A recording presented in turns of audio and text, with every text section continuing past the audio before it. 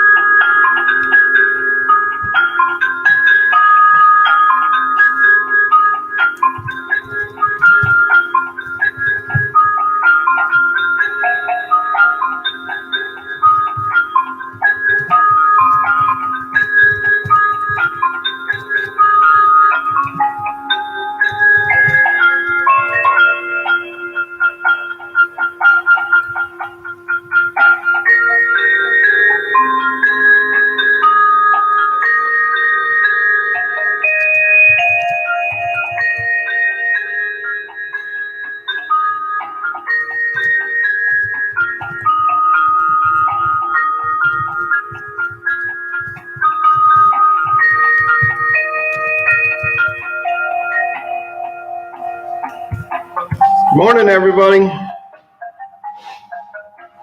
This is for 8th grade. 7th grade will be at 11. By the way, that intro music you were listening to was created by my daughter.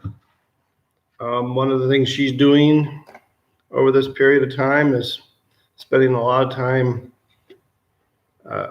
working on her piano playing. So make sure that you come back and visit us at 11 if you are a 7th grader. And you can sit in here if you want, but this has nothing to do with your assignments. I'm getting a face full of sunshine and I'm loving it. I know it makes me look kind of strange. I apologize for that, but so be it. And we're going to get started here in just a second. Who else is here?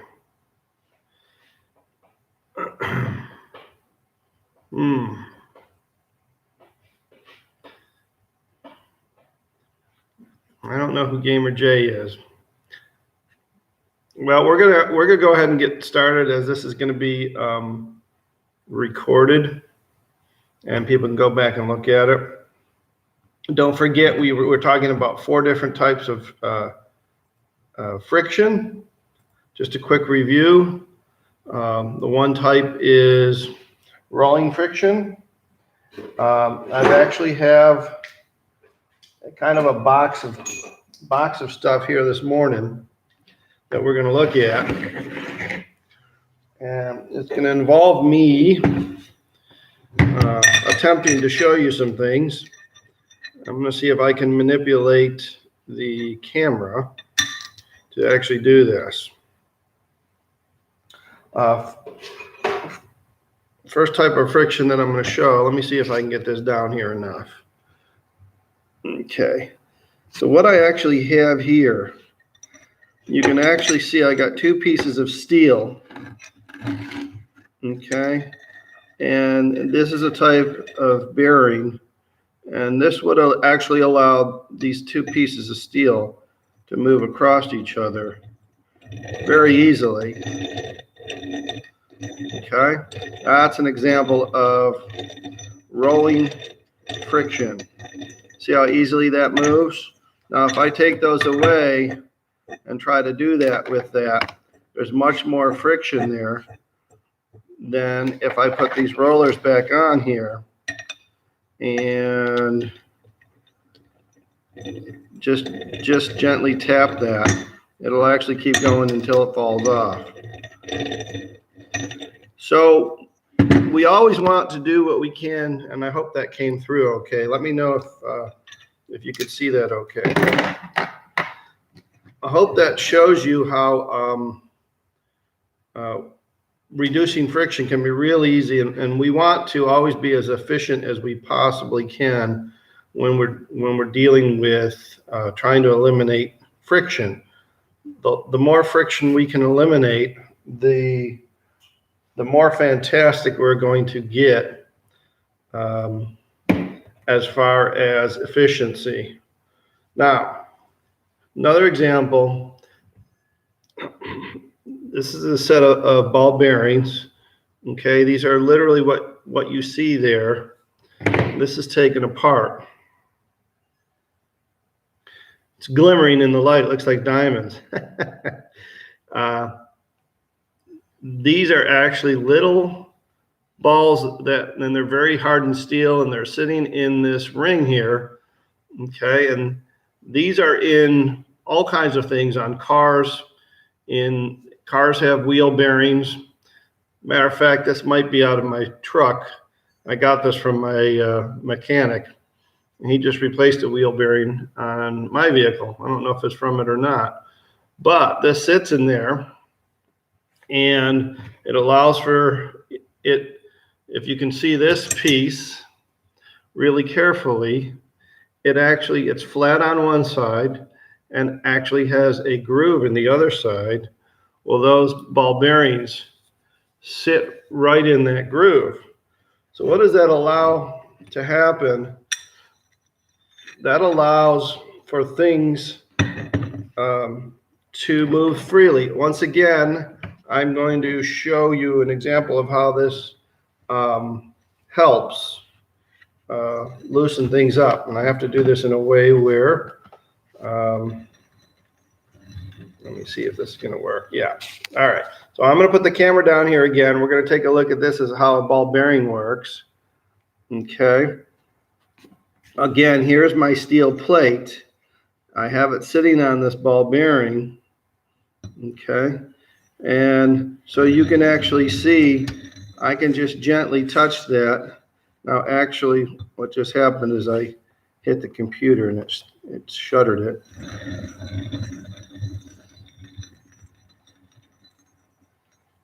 Spins fairly freely. Okay. Now, if I try to do that without that ball bearing in it, it's not going to spin at all. So with the same amount of effort that I just did, and it wouldn't move at all, I could actually get it to spin pretty easily there. So this is one way. Another way in which we would actually reduce friction. These are called ball bearings. They're in your bicycle, in your skateboards, anything that has a wheel on it typically will or should have a type of ball bearing in it. And if it's efficient, it will. And so this is a prime example. And so this also, let me see if I can get it in here. This also, like I said, it sits in here. And there's another one on the top. What does it actually look like when it's sealed up? Here's one version of what one actually looks like sealed up inside there. If I pulled this material out of there, I would see the ball bearings that are in here. This is just a smaller version. And so this would sit on something and allow it. I don't have what this actually sat on, but it could sit on something and just spin. These are in all types of things. Here's off of I think this is off a scooter. This is off of a scooter. There's bearings in there, and you can see how freely this spins. This right here is what the wheel hooks up to with the spokes. And this, a belt goes onto. Okay, so your little electric scooter, you turn the throttle makes the belt go around here, which turns it and turns the wheel. It will actually also coast. Let's see if I can get it to spin. Yeah, you can hear that little gear in there. So these are in all kinds of things, just all kinds of things that we don't even think about. We have bearings, and the whole purpose of those is to reduce friction. Okay, I've got some paper towels over here to get some of this grease off my fingers. I think mechanics are underappreciated. As dirty as they get and busting knuckles on stuff, It is much appreciated. I'm going to show you one other thing that I have here. And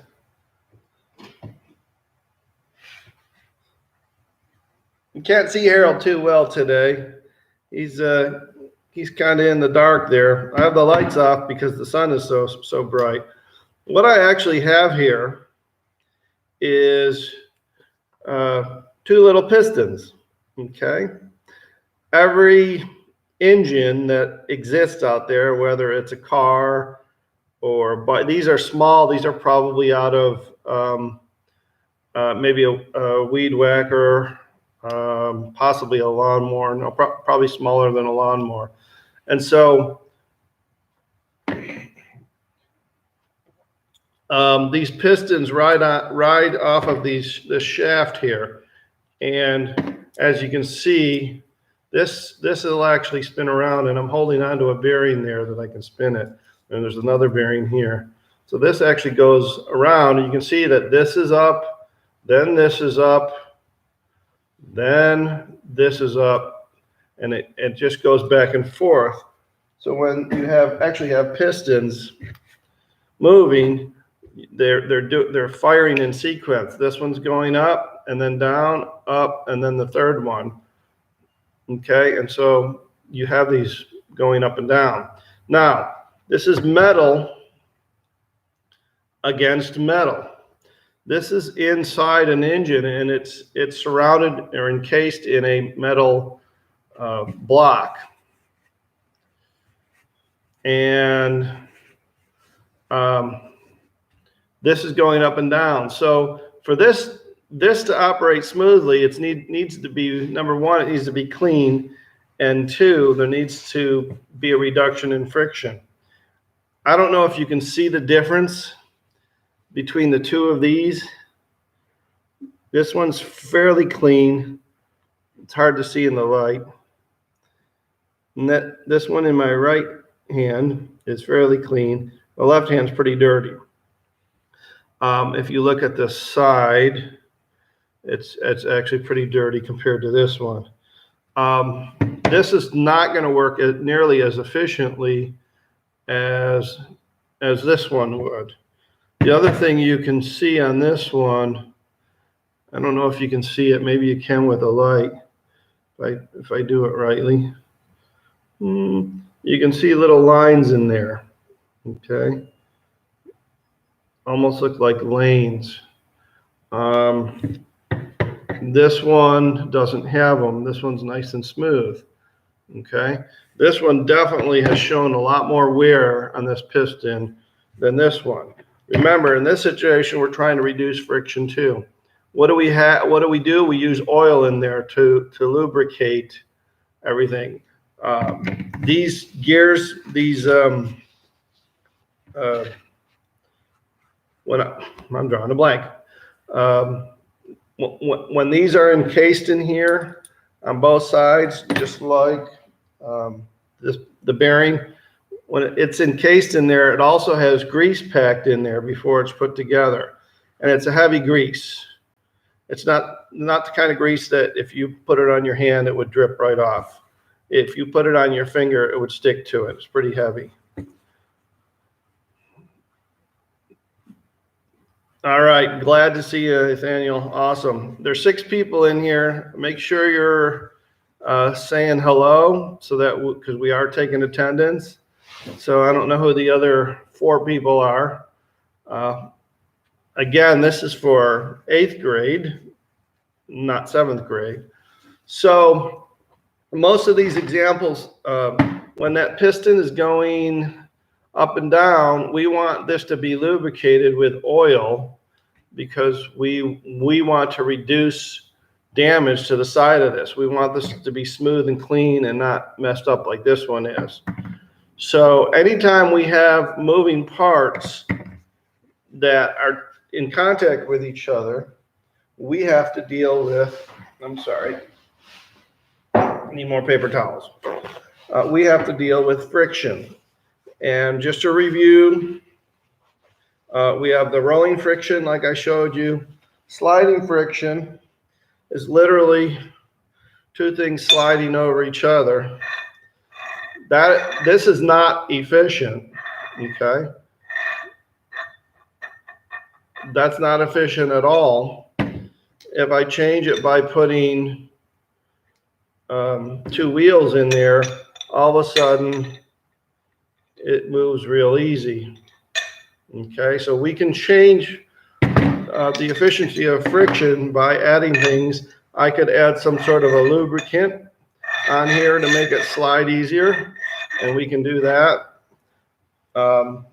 Rolling friction, we talked about anytime we have a wheel, anytime we have something round, we have rolling friction. Fluid friction talks about, and I know this is a review if you've been here last week, but we still have assignments that need to be put in, and I don't think anybody's either understanding it or caught this live broadcast from the other day.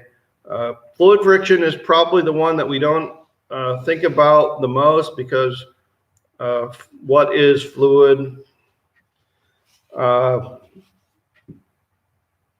People think of fluid, they think of a liquid, but the air that's surrounding us is a fluid also. So fluid friction can be an air or a liquid. So basically we're talking about gases too, right? And so when we are flying a plane, when we're parachuting, hand gliding, a bug flying or a bird flying through the air, they're using fluid friction. Also, when we're swimming, we're using fluid friction. All those examples are examples of fluid friction. And the last thing, static friction. Basically, static friction, for a short answer, is if you want to walk to get somewhere, you want static friction. Static friction is when we actually have that contact. Well, we got 6th and 7th graders. Do we have any 8th graders here today? You guys are awesome for showing up. But you are 7th graders are at 11, 6th graders are at 12. I don't think I have a single 8th grader in here, Mr. Foss Knight. It doesn't look yet. So anyways, you guys will be ahead for what you're going to learn next year if you remember any of this stuff. I hope 6th graders and 7th graders, you're getting into your Google Classroom, and 10:30 I think is language arts, but I don't know what grade. No soup for you. So anyways, if anybody has, see, everybody's coming in early. So I do think you have a 10:30. I don't know which grade it's for. I'm going to keep this a little bit short today since this is review. I will be posting other assignments in Google Classroom, guys, so pay attention to them. Here's the thing with Google Classroom. I'm learning about it. Some teachers are far ahead of me. If you can't do the assignment, if you can't manipulate it, if you can't write on it, then what you need to do is just get just open a Google Doc, share it with me so I can actually grade it for you. That's pretty important if I can't see it. And just use a Google Doc to answer questions. Obviously, if it's question 1, question 2, you can fill in those blanks. There is an assignment on Google Classroom. I've got two computers set up here. So let me run to it real quick. I actually am not going to do the 7th grade right now. But we will get going on that. Yeah, I'm aware of that. I'm working on that. I was working. Thank God for Mr. Fitzpatrick. He's really helped me with some technology stuff. And so, if you get on one of his classes, um, acknowledge that for him. All right. If there's no questions for eighth graders, Madison, come back into at 11, and we'll get you set up on your seventh grade assignment. So if there's no any other questions, that's all I'm going to do today.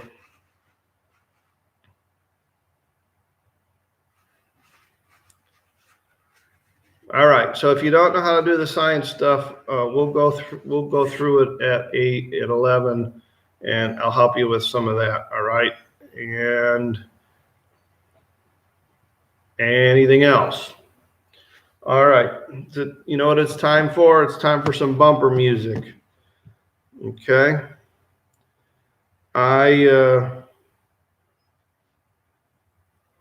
Say bye to Harold. This is music that I recorded that my daughter has been playing and practicing. This is a new song she's been practicing. So here goes. It's our bumper music today.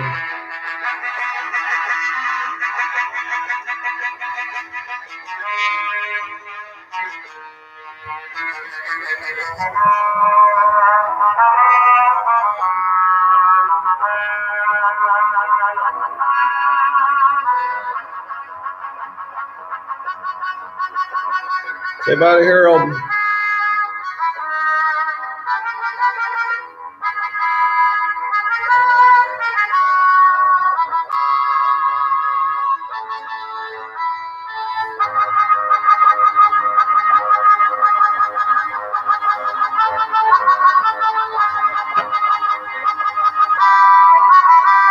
I hope to see all you guys at 11 since you decided to show up at 10. All right, take care.